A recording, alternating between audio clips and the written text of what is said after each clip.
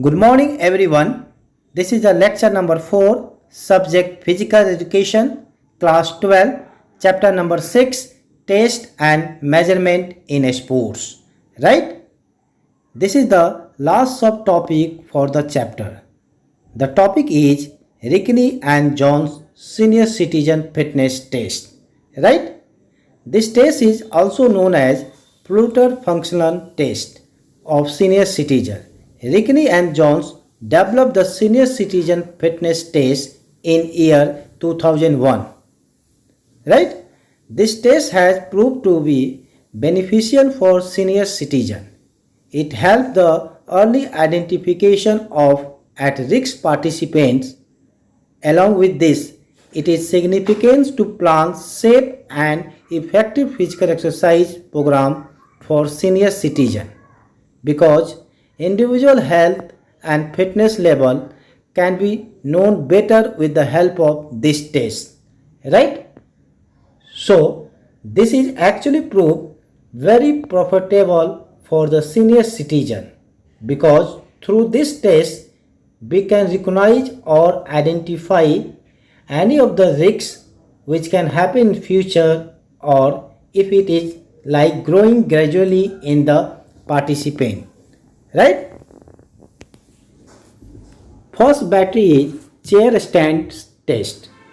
The main purpose of this test is to measure the lower body strength, particularly the strength of leg, which is usually required for various tasks such as climbing stair, getting in and out of vehicle, bathtub or chair. Right? Equipment required are a chair with a straight back and a seat of at least 44 centimeter and a stopwatch. Right? Instruction for participant. The first instruction, the participant should sit in the middle of the chair. Second, he should keep his hand on the opposite shoulder crossed at the wrist. Third, the feet should be flat on the floor. Fourth, his back should be erect. Fifth, repeat standing up and sitting down for 30 seconds. The procedure are: first, keep the chair against the wall. Second, the participant sit in the middle of the seat. Third, his feet should be shoulder width apart and flat on the floor. Fourth, the arms should be crossed at the wrist and held close to the chest. Right? Fifth, from the sitting position, the participant should stand up completely and then sit down completely at the start of the signal. Sixth, this is repeated for 30 seconds. 7. Count the total number of complete chair stand. 8. In case the participant has completed a full stand from the sitting position, when the time is finished, the final stand is counted in the total. Right? Scoring. The score is the total number of completed chair stand during the given 30 seconds. The following table show the recommended range for this test for different age group. Right? The second battery are arm curl test. Purpose. The main purpose of this test is to assess the upper body strength and endurance, which is required for performing household and other activity involving lifting and carrying things. Right? Equipment required are 5-pound weight for women and 8-pound weight for men, a chair without arm and stopwatch. Right? The procedure are: first, the participant sit on the chair, hold the weight in the hand using a suitcase grip. It means the palms should be facing towards the body. Right? Second, the arms should be in a vertically downward position. Third, the upper arm should not move but lower arm should move freely. Fourth, Curl the arm up through a complete range of motion, gradually keeping the palm up. Fifth, when the arm is lowered through the complete range of motion, gradually return to the starting position. Right? 6. The arm should be completely bent and the completely extension at the elbow. Right? 7. This complete action should be repeated by the participant as many times as possible within 30 seconds. Right? Scoring are, the score is the total number of arm curl performed within the given 30-second duration. Right? The next battery is chair, sit and reach test. The purpose is to access the lower body flexibility, which is important for good postures, normal gait pattern and various mobility tasks such as getting in and out of bathtub or car. Right? Equipment required are ruler, a chair with a straight back, approximately 44 cm height. Right?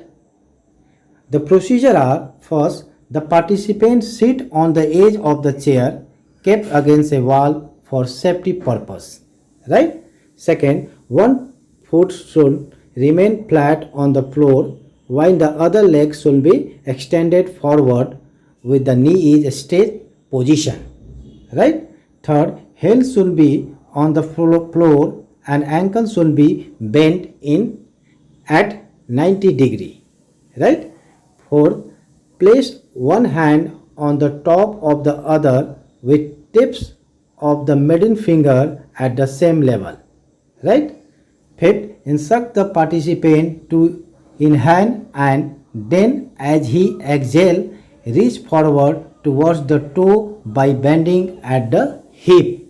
Right? 6. His back should be straight and head up. 7. Avoid any jerk or bounce and never stretch too much. 8. Keep the knee straight and hold the reach for 2 seconds. 9. The distance is measured between the tips of the fingertips and the toe. If the fingertips touch the toe, then the score is 0. If they do not touch, measure the distance between the fingers and the toe, negative score. If they overlap, measure the distance, positive score. Right? Scoring. The score is noted down to the nearest 1 by 2 inches or 1 centimeter as the distance reaches either a negative or positive score. Right? Next battery is back stretch test. Purpose is, this test helps to access the upper body shoulder flexibility which is essential for a person to perform various jobs such as combing hair, putting on overhead, garment, reaching for a seat belt, etc. Equipment required are a ruler. The procedure are, first, this test is performed in a standing position. Right?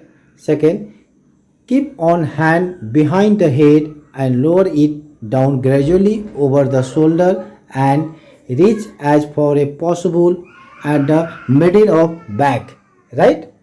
Third, your palm should touch your body and the finger should be downward. Right? Fourth, then carry your other arm behind your back with palm facing outward and finger facing upward and try to reach up as far as possible in order to touch or overlap the middle finger of the other hand. Right? Fifth, fingers will be aligned. Right?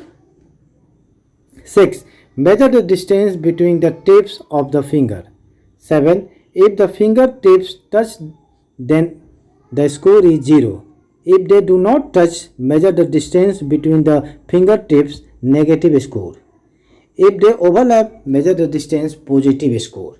Right? Scoring. Record the best score out of the two trial to the nearest centimeter or 1 by 2 inch. The following table show be recommended norms in inches for this test for different age group. Right? The next battery is 8 foot up and go test. Purpose. This test help to evaluate speed, agility and balance of a person while moving. Right? Equipment required are a chair with a straight back about 44 cm height, a stopwatch, cone marker, measuring tape and area without any hindrance. Right? The procedure are keep a chair next to the wall and place the cone marker 8 feet away in front of the chair. Right? Second, the participant is initially completely seated, hand resting on the knee and feet flat on the ground. Third, on the command go, a stopwatch is switched and the participant stand and walk. No running at all. Right? As quickly as possible towards the cone, turn around and return to the chair to sit down. Fourth, time is noted as he sit down on the chair. 2 trials are given per participant. Scoring. The best trial is recorded to the nearest 1 by 10 second. Right? Next battery is 6-minute walk test. Purpose is this test help to assess the aerobic fitness or aerobic endurance of a person. Right? Equipment required are a measuring tape, a stopwatch. Right? The procedure are first, the walking distance is marked that is 45.72 meter or 50 yard in a rectangular area 20 into 5 yards or 5 yard with cone placed at regular interval to indicate the distance covered. Right? Second, efforts are made to walk maximum distance as quickly as possible in 6 minutes. Third, a practice trial is given to the participant. He may stop any time if he desires so. Scoring. The total distance covered in 6 minutes is recorded to the nearest meter. Right? Thank you very much.